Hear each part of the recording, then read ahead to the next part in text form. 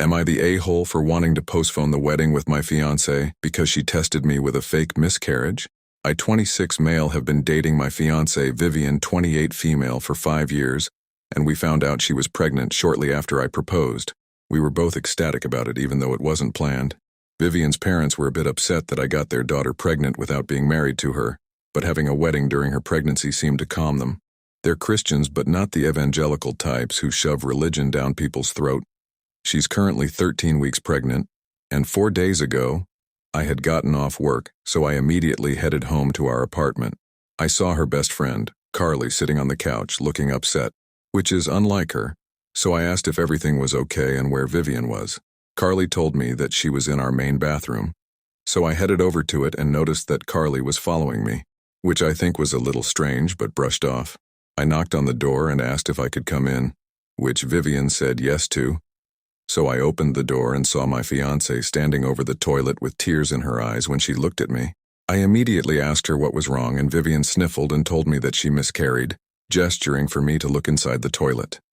I looked inside and the water was reddish, and there was a lump, what looked like to be a fetus, with a stray piece of bloody tissue sorta covering it.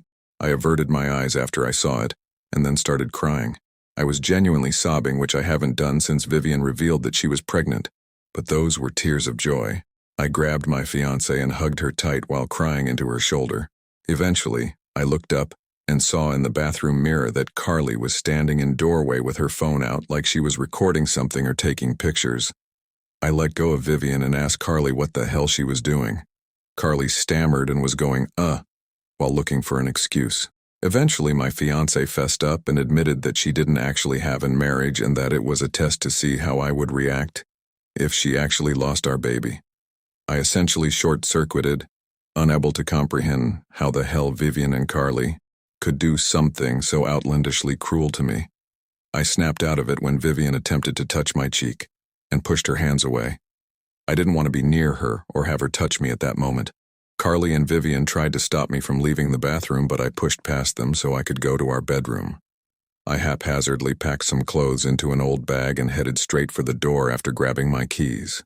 Vivien caught up with me at the door and tried to plead with me to stay and talk about what happened, but I needed time away from her to process what happened. She didn't push for me to stay after that, but seemed disappointed about it. I ended up staying with a buddy of mine, Josh, who told me that I could stay as long as I wanted. Once I told him what happened and commented how messed that was up for Vivien to do to me, I'll admit I was being childish and dodged Vivien's texts and calls, except for let her know that I was safe over the next 2 days. Once I felt stable enough, I invited Vivien to talk. I won't get into everything we talked about, but the reason why Vivien decided to test me was that she was afraid that I didn't actually want the baby and was caring for them because I had to, in order to not be seen as a deadbeat. I said that I understood her fears, but I legitimately wanted to be a father to our baby. I ultimately decided to stay with Vivien, but on the condition that we postponed the wedding until after the baby was born and we did couples counseling. Vivien said, okay, and left my friend's apartment.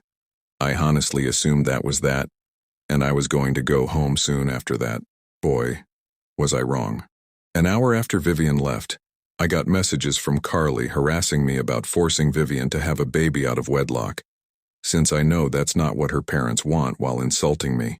It got so intense that I eventually blocked her. Honestly, I just want some unbiased outsider perspective on this. Am I the a-hole for giving this condition to my fiancé?